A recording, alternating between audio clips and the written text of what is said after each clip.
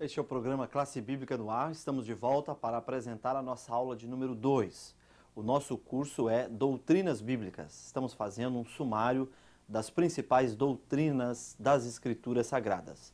Nós vamos apresentar hoje, como já disse, a nossa aula de número 2, cujo título é A Doutrina de Deus. Ao final dela, queremos alcançar alguns objetivos. Você deverá ser capaz de, em primeiro lugar, citar duas formas de negação da existência de Deus. Segundo, dar 3 argumentos racionais quanto à existência de Deus. Terceiro, mencionar 2 títulos pelos quais Deus é conhecido e que provam a sua personalidade. Quarto, alistar 2 atributos naturais de Deus. Quinto, definir a veracidade e a santidade como atributos morais de Deus. Sexto, mostrar as bases bíblicas da doutrina da Trindade Divina. Esses são os nossos objetivos. O texto de número 1 tem como título A Existência de Deus. Podemos compreender Deus de forma plena? A resposta é não. Falamos sobre isso na nossa aula anterior. Jó capítulo 11, versículo 7. Desvendarás os arcanos de Deus? Compreenderás a perfeição do Todo-Poderoso? A resposta é não. O homem não pode compreender Deus de maneira plena, mas pode conhecer aquelas partes que Deus bondosamente revelou a respeito de si mesmo. Nós podemos ilustrar isso da seguinte forma: eu não posso chegar diante do rio Amazonas com sede e um copo nas mãos beber todo o conteúdo da água daquele grande rio, mas posso beber aquela quantidade indispensável para saciar a minha sede. Assim ocorre com Deus. Não podemos conhecê-lo de forma plena, mas podemos conhecer aqueles aspectos que ele revelou sobre si mesmo na Bíblia Sagrada. E estes aspectos, embora não seja tudo a respeito dele, são suficientes para me fazer conhecer ao Senhor e lançar a minha vida aos seus pés. Mas a existência de Deus, ela não é ponto pacífico na vida das pessoas. Nem todos creem na existência de um ser todo-poderoso, supremo, que criou tudo e que sustenta as coisas criadas. E eu vou colocar algumas teorias que negam a existência de Deus. Por exemplo, o ateísmo.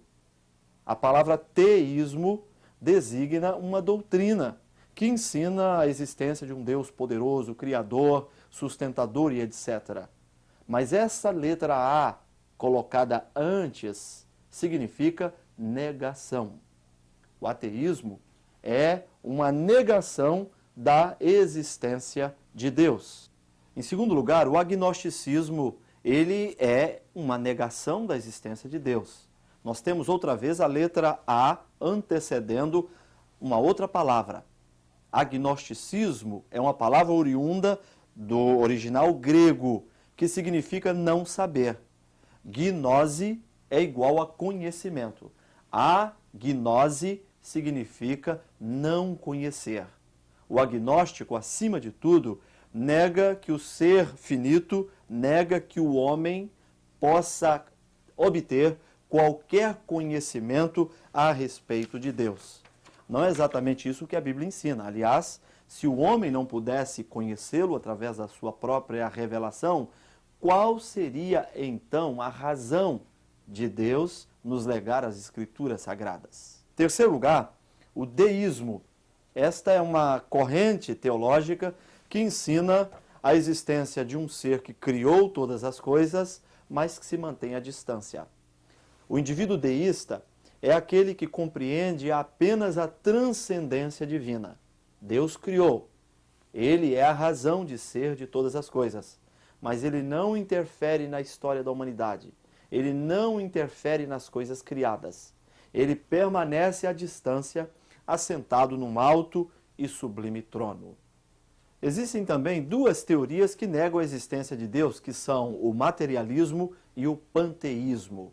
O indivíduo de concepção materialista, ele não aceita nada no mundo dos espíritos, nada que não seja tangível, que não seja concreto.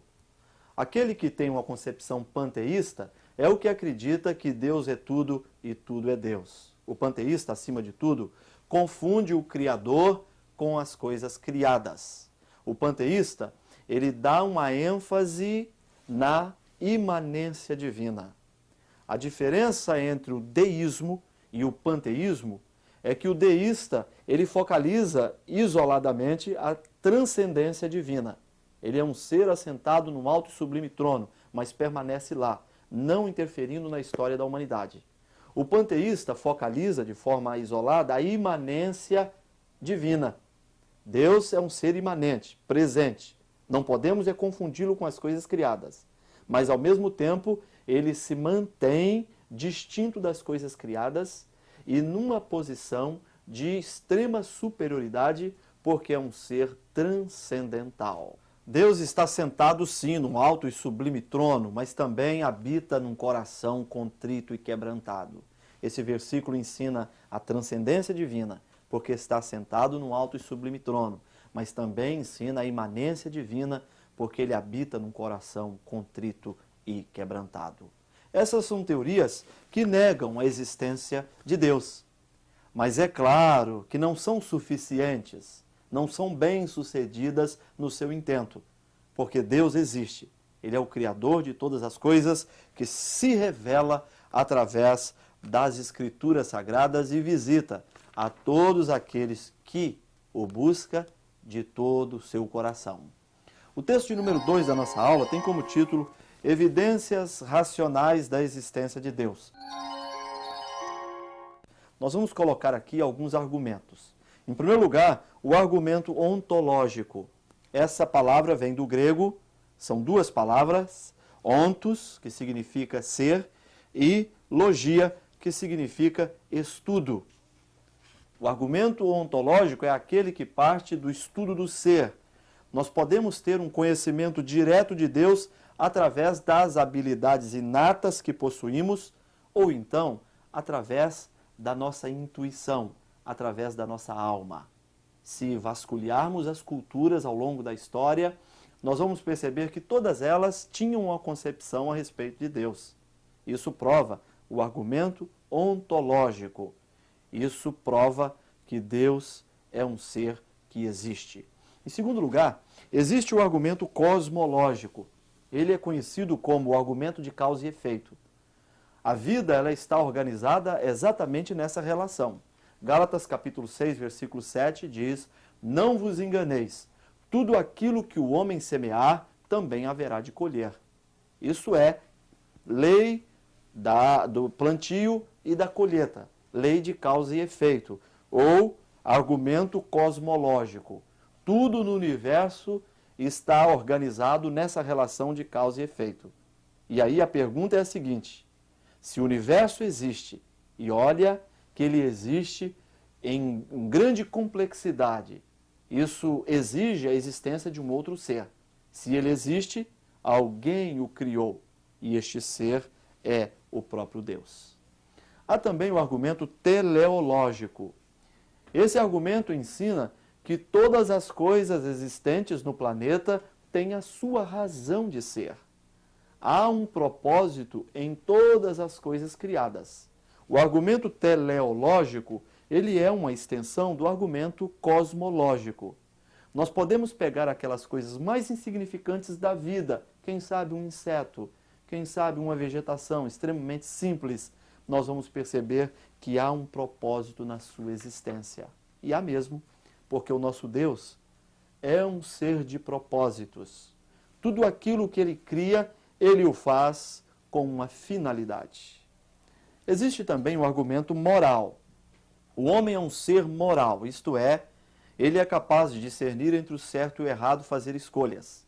E ele é capaz de escolher entre uma coisa que não é boa para ele e uma coisa que vai fazê-lo crescer, vai levá-lo à excelência, porque ele é um ser moral, que sabe distinguir entre certo e errado e sabe fazer escolhas que são boas para si mesmo, embora nem todas as pessoas estejam fazendo escolhas que sejam boas para si. Contudo, o fato de o homem ser um ser moral indica que por trás dele existe um outro ser que também é um ser moral. Gênesis capítulo 1, versículo 26 e 27 diz: Façamos o homem conforme a nossa imagem, segundo a nossa semelhança. E Deus, quando fez o homem conforme a sua imagem e semelhança, ele o estava fazendo um ser moral. O homem tem essa capacidade de crescer, de ascender, exatamente porque atrás dele existe um outro ser que está interessado no seu crescimento, que está interessado na sua transcendência no sentido moral. E o argumento moral prova a existência de Deus. Por último, existe o argumento histórico. Nós temos visto ao longo da história que o homem é um ser religioso. O homem é um ser numa eterna busca do transcendente. Todo homem, em qualquer cultura, em qualquer espaço da história, ele tem uma concepção de um ser maior. E nós temos aí nas tribos os muitos deuses. Nós temos na mitologia grega, por exemplo, a existência de muitos deuses. Isso porque o homem dentro de si, ele tem um profundo anelo, ele tem uma grande necessidade da existência de um Deus e de um ser que é superior a ele mesmo. Esse é o argumento da história. Ao estudarmos as diferentes culturas, nós vamos perceber o homem numa constante busca de um ser infinito, maior do que ele mesmo e razão da sua própria existência. O argumento histórico, ele é uma prova de que Deus existe, de que ele criou todas as coisas, de que ele não se mantém à distância, separado da criação, mas que visita o homem, tanto nas suas transgressões quanto na sua obediência. Ele é o Senhor da história. Às vezes nós percebemos os grandes impérios que levantam-se ao longo da existência humana, e todos esses têm caído. Às vezes imaginamos ser impossível que um determinado império passe. É o caso do Império da Babilônia, é o caso do Império Grego, é o caso do Império Romano, mas todos eles passaram, porque existe um ser que controla a história das nações, a história da humanidade e controla também a história da vida de cada um de nós. O texto de número 3 da nossa aula fala sobre a personalidade de Deus. A Bíblia diz que ele é um ser pessoal. E nós não devemos confundir personalidade com os aspectos físicos da vida do homem. Eu posso, por exemplo, perder um dos meus braços ou uma perna e mesmo assim continuarei sendo um ser pessoal. Assim acontece com Deus. Ele não tem forma física. Ele não tem nenhum elemento material. Deus é espírito. Contudo, ele é um ser pessoal. Existem 3 principais atributos da personalidade: razão, sentimentos e vontade. Deus é um ser que tem razão, que tem inteligência, aliás, incomparavelmente superior a qualquer forma de existência existente no planeta. Ele também tem sentimentos, alegra-se e se entristece com as nossas atitudes, e ele é um ser que tem vontade. Aliás, o universo passou a existir, inclusive o homem, porque Deus se autodeterminou pela criação deles. Logo, Deus é um ser pessoal. E esta é uma grande novidade, uma grande notícia. A Bíblia revela isso para nós. E a beleza disso está no fato de que nós, como seres pessoais, podemos estabelecer com esse ser sublime uma relação de obediência e de comunhão. O que a Bíblia ensina sobre a personalidade de Deus? Ensina tudo. Por exemplo, através dos seus nomes. A Bíblia nos ensina que Deus é um ser pessoal.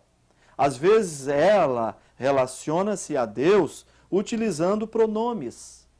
Teu, tua, seu, sua, nosso, nossa.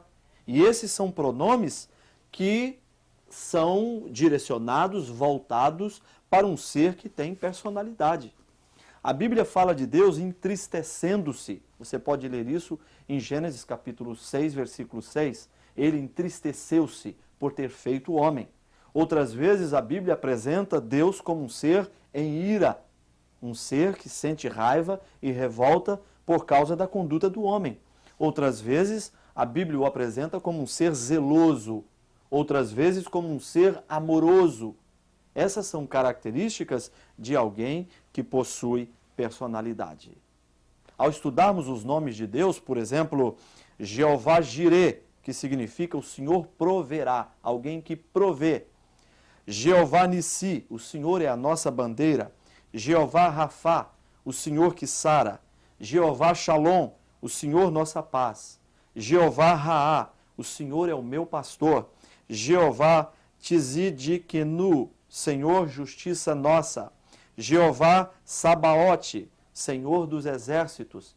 E ao estudarmos todos os nomes aplicados a Deus na Bíblia, nós vamos perceber que esses nomes indicam um ser que tem personalidade.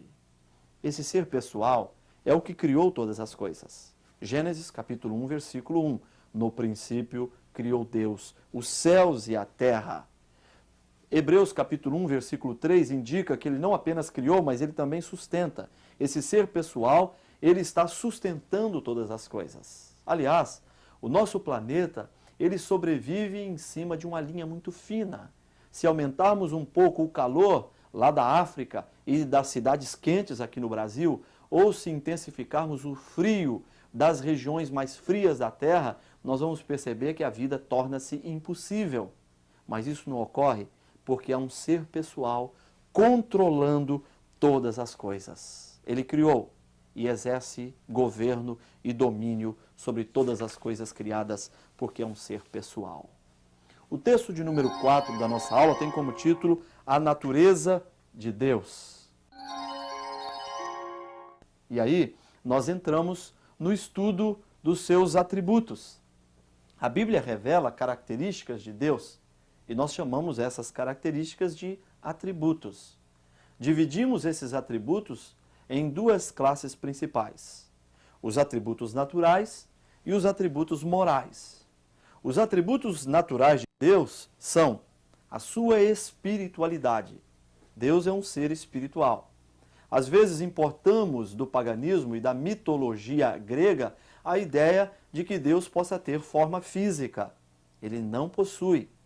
Falando com a mulher samaritana, em João capítulo 4, versículo 24, Jesus diz que Deus é espírito e importa que os seus adoradores o adorem em espírito e em verdade. Logo, ele não tem forma física.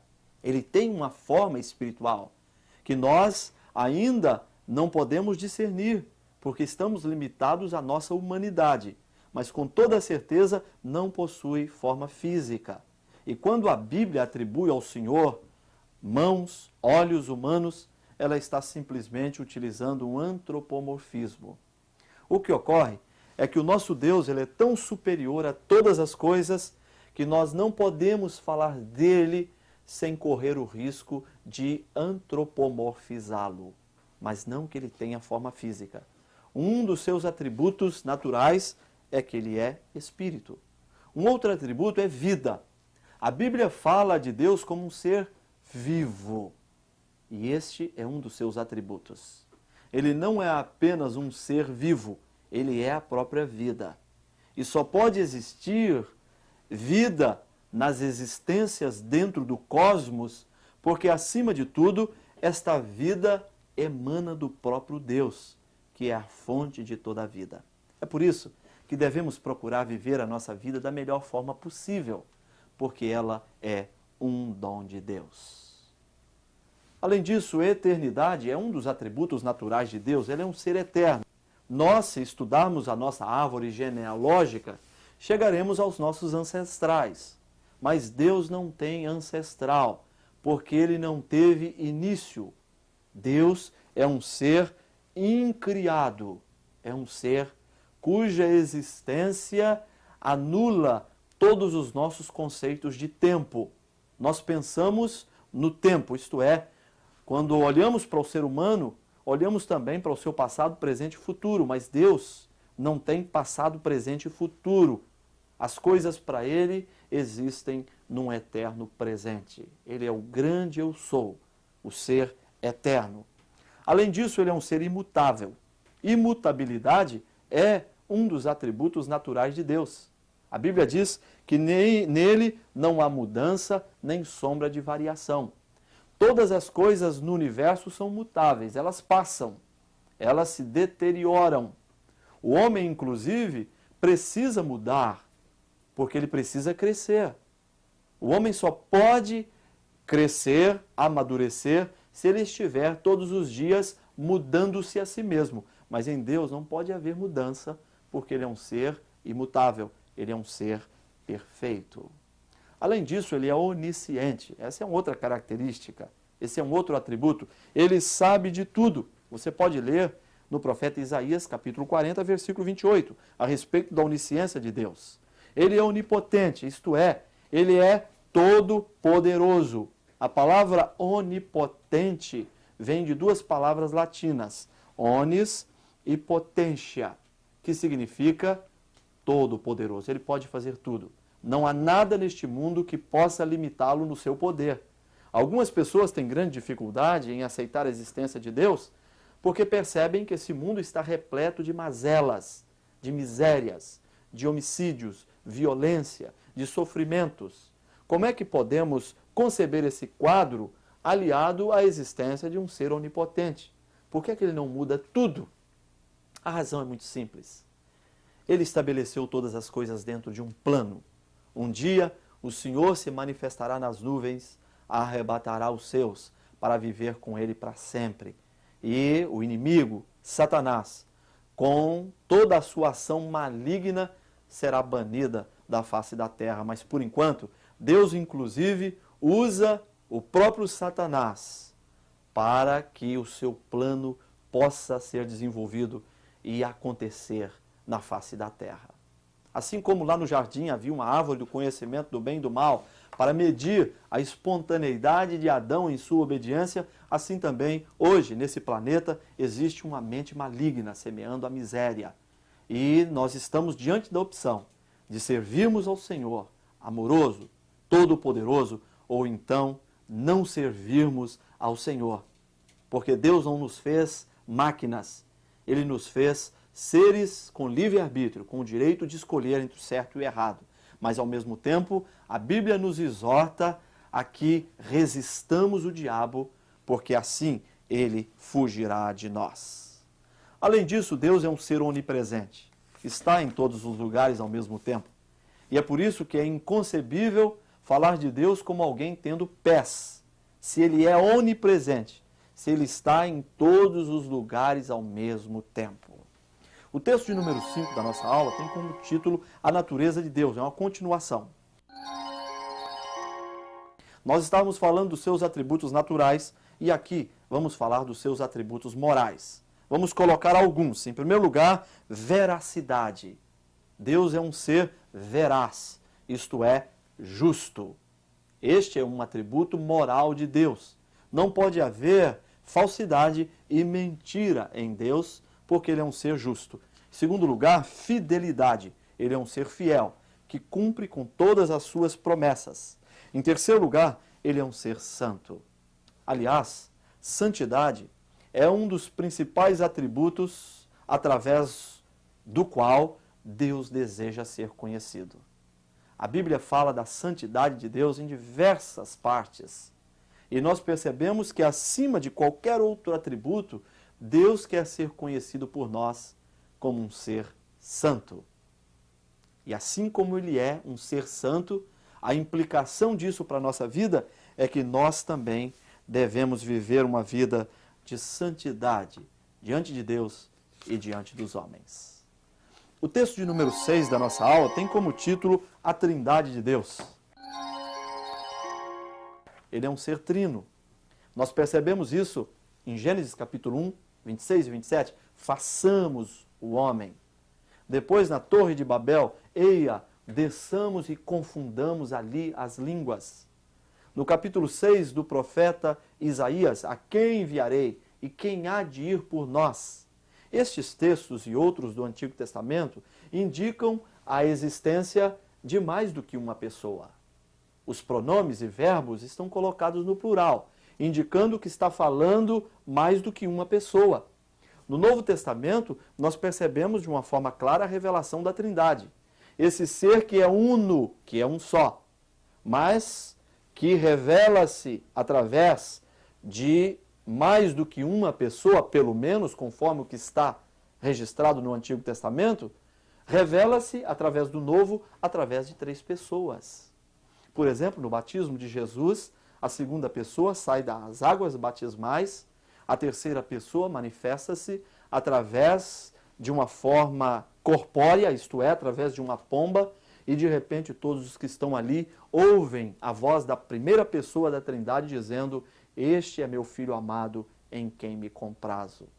Na bênção apostólica, nós percebemos Paulo definindo Deus como um ser trino. Ele diz: "A graça do Senhor Jesus Cristo, o amor de Deus e a comunhão do Espírito Santo seja com todos vós". Ele estava simplesmente dizendo que este ser, que é um só, porque nós somos monoteístas, manifesta-se através de 3 pessoas diferentes: o Pai, o Filho e o Espírito Santo. Eu quero ler com você um versículo que está em Hebreus capítulo 9, versículo 14. Nos diz assim a palavra de Deus: "Muito mais o sangue de Cristo, que, pelo Espírito eterno, a si mesmo se ofereceu sem mácula a Deus, purificará a nossa consciência de obras mortas para servirmos ao Deus vivo". Nós percebemos aí a presença das 3 pessoas. O sangue de Cristo, que, pelo Espírito eterno, percebemos aí as 3 pessoas da Trindade presentes num único versículo. E nós ficaríamos aqui lendo muitos e muitos versículos que designam este ser que é um só em essência e em substância, mas que manifesta-se através de 3 pessoas distintas. Em resumo, a doutrina da Trindade ensina a existência de um único Deus. Nós não somos triteístas, somos monoteístas. Há um só Deus. Contudo, este Deus, que é um só, manifesta-se através de 3 pessoas distintas. Eles são iguais em essência. Eles são exatamente iguais em substância. Todos os atributos de Deus estão presentes na segunda pessoa da Trindade e estão presentes também na terceira pessoa da Trindade, porque o Pai, o Filho e o Espírito Santo são um só. Contudo, eles manifestam-se através de 3 pessoas diferentes: o Pai, o Filho e o Espírito Santo. São iguais em substância e essência, porém são distintos nas suas pessoas. A doutrina da Trindade baseia-se exatamente em cima desses fatos que estamos relatando nesta aula. A Trindade é uma doutrina contida nas Escrituras Sagradas. Existem muitos conceitos errados a respeito dela. Por exemplo, o arianismo, que surgiu aproximadamente no ano 320 depois de Cristo. Em suma, Arius, que foi o mentor dessa doutrina errada, ensinava que Jesus era apenas um homem. Ele negava a divindade de Cristo. E nós temos hoje os testemunhos de Jeová, que são uma extensão do arianismo. Contudo, nós não podemos negar a divindade de Jesus Cristo e veremos isso em Cristologia. Nós assumimos que Deus Pai, Deus Filho e Deus Espírito Santo são um só. São iguais em poder, em glória e em majestade, porém são distintos enquanto pessoas. Um é o Pai, outro é o Filho e outro é o Espírito Santo. Estamos chegando ao final da nossa aula. Esperamos que Deus tenha abençoado a sua vida de alguma forma e que você tenha crescido através desta exposição. Deus te abençoe. Até lá.